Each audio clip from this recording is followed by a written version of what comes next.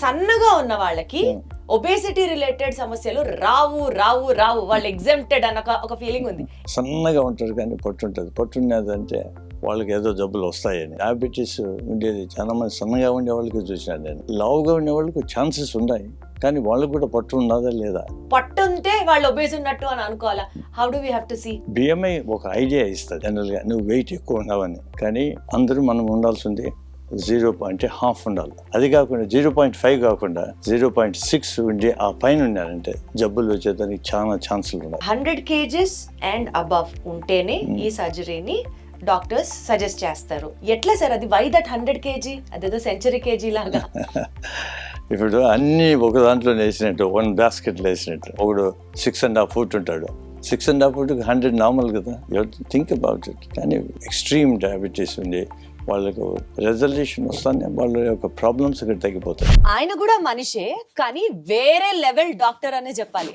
ఎందుకంటే ఆయన క్రెడిట్స్ కనుక ఒకసారి గమనిస్తూ ఉంటే, he was the first doctor to start laparoscopic surgery in London and first doctor to start bariatric surgery in London.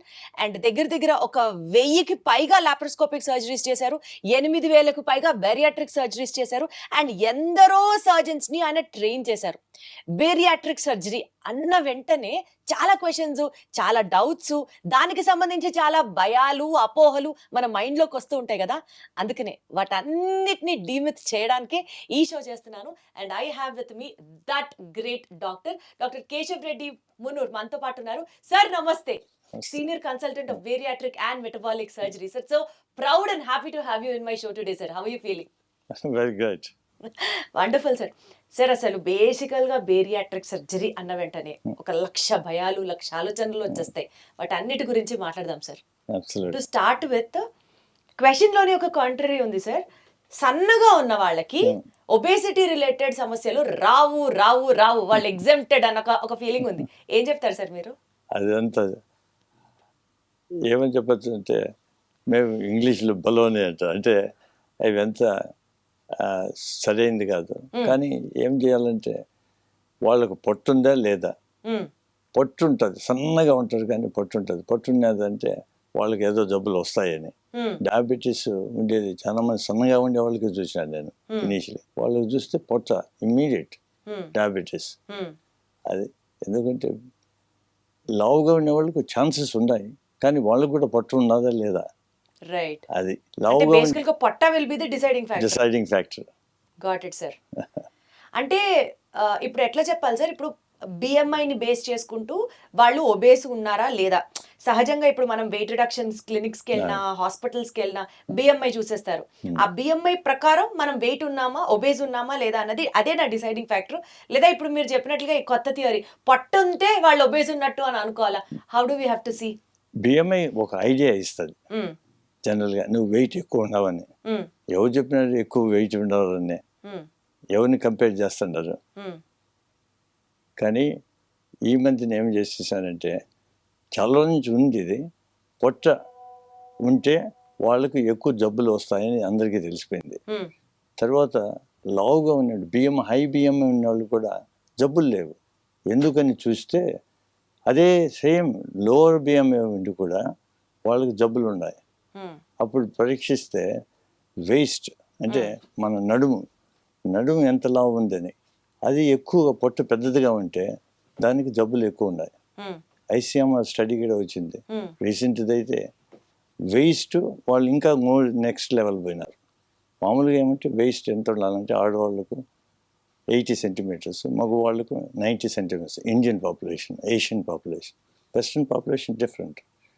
మనం ఏషియన్ పాపులేషన్ మాట్లాడినప్పుడు అది దానిపైన ఎక్కువ ఉన్నింది అనుకో, వాళ్ళందరూ ఒబీస్ అని. కానీ ఇప్పుడు మోటి వచ్చింది ఇన్ ది ఈక్వేషన్లో, వేస్ట్, నడుము, తర్వాత హైట్, ఈ కంపారిజన్ రేషియో తీసుకుంటే, వేస్ట్ హైట్ రేషియో తీసుకుంటే అందరూ మనం ఉండాల్సింది 0.5 ఉండాలి, 0.5%. అది కాకుండా 0.5 కాకుండా 0.6 ఉండి ఆ పైన ఉన్నారంటే జబ్బులు వచ్చేదానికి చాలా ఛాన్సులు ఉన్నాయి. దేనికి సార్? నడుం చుట్టుకొలతకి హైట్ కి రేషియో షుడ్ బి 0.5 అంటే హాఫ్ కంటే కొంచెం ఎక్కువ ఉన్నిందంటే కొంత పర్లేదు, అది గ్రే ఏరియా అంటాం. అదే 0.6 వచ్చింది అనుకో, ఆ పైన వచ్చిందంటే వాళ్ళందరికీ జబ్బులు ఉంటాయి.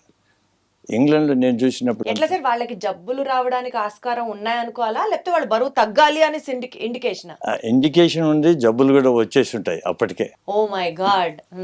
ఎందుకంటే పొట్టలో ఉండే ఫ్యాట్, ఆ fat causes all the hormones, bad hormones. దానివల్ల డయాబెటీస్, హైపర్ టెన్షన్, ఇంకా ఎన్నో జబ్బులు వచ్చేస్తాయి.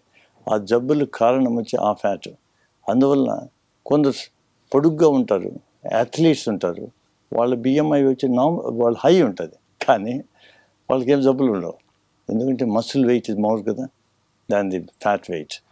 కాబట్టి athletes may look fat but they are not fat. అది కాబట్టి weight is important. Got it sir. అంటే బిఎంఐ ని చూసి వాళ్ళు ఒబేసా కాదా అన్నది చెప్పకూడదు. ఇట్స్ అబౌట్ ది మీరు అన్నట్టు ఆ ratio in between the waste and the height. Perfect sir. More ratio కూడా ఉంది, వేస్ట్ టు హిప్ రేషియో అని. జస్ట్ అబౌట్ ఈ 3 కూడా తీసుకోవచ్చు, బట్ అన్ని చోట్ల వేస్టే. మోటివ్ అంటే జబ్బులు వస్తాయా లేదా అని చెప్పేదానికి మెటబాలిక్ సిండ్రోమ్ అని ఒకటి పెట్టినారు. మెటబాలిక్ సిండ్రోమ్ అనే దాంట్లో వెయిటే లేదు, బిఎంఐ లేదు, వేస్టే వాళ్ళు తీసుకునింది. అచ్చా, అప్పుడు మీరు చెప్పినట్లు 80 centimetres for Asian women and 90 centimetres for men. అది ఆడ తీసుకున్నారు. అది దాంతోపాటు ట్రైగ్లిజరైడ్స్ అంటే అంటే bad cholesterol, good cholesterol, HDL, తర్వాత బీపీను, తర్వాత వచ్చి వాళ్ళు షుగరు, వీటిని తీసుకుని వీటిలో ఏ 3 ఫ్యాక్టర్స్ ఉన్నా వాళ్ళకు మెటబాలిక్ సిండ్రోమ్ ఉన్నదని చెప్తారు. దాంట్లో ఎక్కడ బిఎంఐ లేదే. ఎవరు చెప్పినారు ఇది బిఎంఐ అని?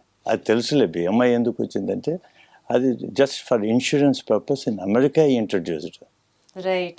ఇప్పుడు అదే పెద్ద కొలమానంగా ప్రాతిపదికన మనం ఫాలో అయిపోతున్నాం. అది కొలమానం కానే కాదు, అది కొంత idea. I been fighting for 20 years or more. ఇది తప్పు అని బిఎంఐని చేసి ఆపరేషన్ చేయొద్దండి, వేస్ట్ని బట్టి చేయండి అని యాక్చువల్గా ఇచ్చిండారు, గైడ్లైన్స్లో ఇచ్చేసి ఉండారు అన్ని చోట్ల. కానీ దాని మీద ఫోకస్ చేయరు ఎక్కువ. ఇన్సూరెన్స్ పర్పస్ కూడా పోతే వాళ్ళు బిఎంఐ అడుగుతారు, వేస్ట్ను మాట్లాడరు, ఎందుకంటే అది ఈజీ కదా. But you have to focus on your waste. అది ఎంత కొత్త విషయం తెలిసింది సార్ నాకు ఇవాళ. Okay sir. సార్ ఇప్పుడు coming to this particular bariatric surgery, చాలా చోట్ల వినే ఉంటాం సార్ మనం, 100 kgs అండ్ అబవ్ ఉంటేనే ఈ సర్జరీని డాక్టర్స్ సజెస్ట్ చేస్తారు. ఇఫ్ యూర్ బిలో 100 kgs మీకు ఈ సర్జరీ చేయడానికి ఆస్కారం లేదు, మీరు న్యాచురల్ పద్ధతిలో తగ్గచ్చు అని అంటారు. ఎట్లా సార్ అది? Why that 100 kg? అదేదో సెంచరీ కేజీ లాగా. ఇప్పుడు అన్నీ ఒక దాంట్లో వేసినట్టు, 1 బాస్కెట్లో వేసినట్టు. 1 బాస్కెట్లో ఎట్లా పెడతావు అందరూ? ఇప్పుడు ఒకడు 6.5 feet ఉంటాడు, 6.5 feet 100 నార్మల్ కదా. Think about it. Different short ఉంటారు, 4.5, 4.7 వాళ్ళు కూడా ఉన్నారు మేము ఆపరేట్ చేసాం. వాళ్ళకు 100 అంటే చాలా ఎక్కువ, కానీ ఇది ప్రపోర్షనేట్. 100 కాదు. బిఎంఐలో కూడా వాళ్ళు 30, 32.5. మనకు ఇండియన్స్కు ఏమంటే ఏషియన్స్కు 2.5 బిఎంఐ తక్కువ కంపేర్ టు వెస్ట్రన్ వరల్డ్. అందువల్ల మనకు వాళ్ళకు 35కు ఎలిజిబుల్ అయితే మనం 32.5కి ఎలిజిబుల్. 30 ఉంటే వాళ్ళు అక్కడ అంటే డయాబెటీస్, ఎస్పెషలీ ఎక్స్ట్రీమ్ డయాబెటీస్ ఉండి వాళ్ళకు చాలా మెడికేషన్స్ ఉండి వాళ్ళకి ప్రాబ్లమ్స్ వచ్చేట్టుగా ఉన్నాయంటే వాళ్ళకు ఈవెన్ 27.5 చేసినా మంచిదే. ఎందుకంటే డయాబెటీస్ని క్యూర్ చేస్తాయి కదా ఇది ఆల్మోస్ట్. అంటే రిజాల్వ్డ్ అంటాము, క్యూర్ అంటే it's temporary, you can say it can come back. అది కానీ రిజల్యూషన్ ఉన్నది, రెజల్యూషన్ వస్తానే వాళ్ళ యొక్క ప్రాబ్లమ్స్ ఇక్కడ తగ్గిపోతాయి. సో ఈ పారామీటర్స్ మార్చాలి. అంటే బిఎంఐ లేదంటే వెయిట్ 0.6 ఉంది అనుకో, ఇదే weight to height ratio 0.6 and above, yes. కానీ ఇన్సూరెన్స్ ఒప్పుకోదే, ఇన్సూరెన్స్ గోస్ బై బిఎంఐ. ఆడ వెయిట్ కాదు, 100 కాదు, 100 ఏముండదు, 120, 140 people go around if they are happy. Suppose example ఒక 5 హైట్ ఉన్న వ్యక్తికి 100 kgs దాకా ఉండే వరకు బేరియాట్రిక్ చేయను అని అనడానికి he's already obese for his height అన్నది అర్థమవుతుంది కదా sir. Even though he's 80 or even though he's 90 kgs also he comes under the obese category. అలాంటి వాళ్ళకి కూడా బేరియాట్రిక్ చేస్తారా, or you have to do nothing about the weight, it's only about the waist ratio అని అంటారా మీరు? Weight ratio and weight కూడా proportionate కదా. ఇప్పుడు బిఎంఐ కూడా weight by height square, right. Wait by height square అంటే అప్పుడు హైట్ని బట్టి కదా. ఇప్పుడు దాని వల్ల proportion to height. So proportion to height weight నే క్యాల్కులేట్ చేస్తారు కానీ Stay ఇట్స్ అది నాట్ అబౌట్ 100 వస్తేనే No. బేరియాట్రిక్ చేస్తారు. No, no. సరే అసలు ఒక్కటి చెప్పండి, going for a bariatric surgery is it safe? సేఫా? చాలా safe if it is done by trained surgeons. అందువల్లే అనుభవం, ఎంత ఎక్స్పీరియన్స్ ఉండాలి, ఎంతమందిని వాళ్ళు ఆపరేట్ చేశారు, ఎంత ట్రైనింగ్ ఉండింది, ఇవన్నీ చూడాలి. ఇప్పుడు మేమంతా ట్రైనింగ్ చేసినాను, నేను ట్రైన్ చేసిన వాళ్ళు చేస్తే నాకెంత రిజల్ట్స్ అట్లే వచ్చినాయి. అట్లా ఎంతో మందిని ఇంగ్లాండ్లో ట్రైన్ చేశాను. ఆ చేసిన వాళ్ళందరూ రిజల్ట్స్ అట్లే ఉంటుంది. ఆపరేషన్ చేస్తే నేను చేసినా వాళ్ళు చేశారు అన్నట్టు ఉంటుంది. ఆ విధంగా ట్రైన్ చేయించాలి. వాళ్ళకి చేస్తే కాంప్లికేషన్స్ లెస్, చాలా సేఫ్ సర్జరీ, డెత్స్ కూడా చాలా తక్కువ. అటువంటివి చేస్తే మామూలు కామన్ ఆపరేషన్స్ ఉంటాయి కదా, గాల్ బ్లాడర్, వాటికంటే సేఫ్. వాటికంటే సేఫ్? సేఫ్ అది తెలియదు మనుషులకు. చాలా సీరియస్గా సార్, ఒక పెద్ద మిత్ ఏంటంటే బేరియాట్రిక్ సర్జరీలు చేస్తే చనిపోయే ఆస్కారం ఎక్కువ ఉంటుంది, అందుకనే సర్జరీకి ముందర వాళ్ళు సంతకాలు కూడా పెట్టించుకుంటారు, తర్వాత మా పాత్ర ఏం లేదు అని, కాబట్టి అసలు రిస్క్ ఎందుకు మనకి అన్నది చాలా మంది అనుకుంటారు. ఆ డెత్ అనేది రాసేదానికి ప్రతి ఆపరేషన్ రాయాలి. గోర్లు తీసి చనిపోయిన వాళ్ళు ఉన్నారు రియాక్షన్కి వచ్చి, స్పైనల్ ఇంజెక్షన్ వేసేసి చనిపోయిన వాళ్ళు ఉన్నారు. దేనికైనా రియాక్షన్ కావచ్చు, ఏదైనా కావచ్చు. చిన్న హెర్నియాలు చేసి ఒక పెద్ద సర్జన్ నాకు తెలిసిన మా రిలేటివ్గా ఆయన స్పైనల్లో చేసి చనిపోయినాడు. ఎట్లా చనిపోతారంటే చనిపోతారు అంతే. రిస్క్లు ఉన్నాయి, ప్రతి దానికి ఉంటుంది, కానీ ఆ రిస్క్ డెత్ వచ్చి రేర్ ఇన్ bariatric surgery. అది first understand. If it is done by experienced person, అది training and experience is important. మాటిమాటికి అదే చెప్తున్నాను, ఎందుకంటే ఎవడు పడితే వాడు చేస్తానంటే జరగదు. ఇది అట్లా లాభం లే. దీనికి కొంచెం చాలా ఎక్స్పీరియన్స్ ఉండాలి, మామూలు సర్జరీల కంటే కొంచెం ఎక్కువ అంతే. బట్ ట్రైన్ చేసి ఎవడైనా మామూలు అవుతాడు. అంటారు కదా సార్, బాగా చదివిన డాక్టర్ కన్నా well experienced patient is always good అని. అలాగా మామూలు వాళ్ళు చెప్పడం కాదు, సాక్షాత్తు 8,000 సక్సెస్ఫుల్ బేరియాట్రిక్ సర్జరీస్ చేసినటువంటి సర్జన్ గారే మాట్లాడుతున్నారు. కాబట్టి డెఫినెట్లీ మీరు ఆరామ్సే బేరియాట్రిక్ సర్జరీ గురించి ఆలోచించవచ్చు. Will talk more about this bariatric surgery in the next episode. Thank you so much sir. Thank you.